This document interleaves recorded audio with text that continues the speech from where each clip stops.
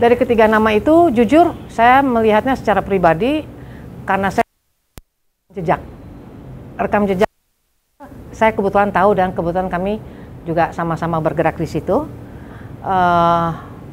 Kedua, saya juga tahu mengenai Pak Prabowo karena ada rekam jejak. Saya juga mahasiswa, jadi saya tahu rekam jejaknya Pak Prabowo, dan sebagai tentara juga ada rekam jejak.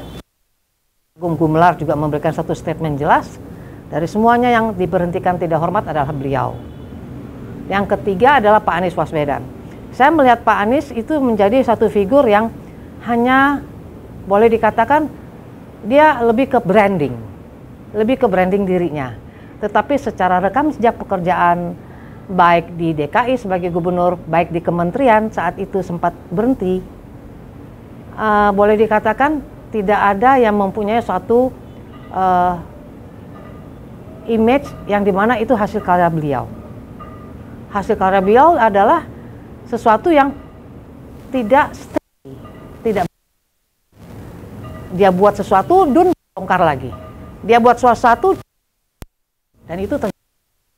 Nah, jadi kita sebagai masyarakat, warga biasa, warga yang boleh dikatakan dari 240 juta, kami salah satu, melihat bahwa 3 orang ini punya kriteria.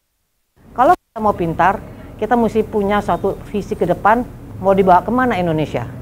Untuk anak cucu kita. Bukan untuk kepentingan pribadi dan bukan untuk kepentingan golongan. Jadi harus lebih wide, harus lebih berkembang ke semua. Apa gunanya Pancasila? Bhinneka Tunggal Ika. Kita harus memperlakukan pada semua. Nah, ini pada 1-2 orang tidak bisa dilakukan seperti itu. Nah, ini makanya kenapa saya berpikir dari 3 kandidat itu tidak ada perspektif pribadi, tapi perspektif sebagai akademisi. Saya melihat bahwa rekam jejak yang terbaik yang sampai saat ini yang langsung bergerak ke masyarakat adalah Ganjar Pranowo.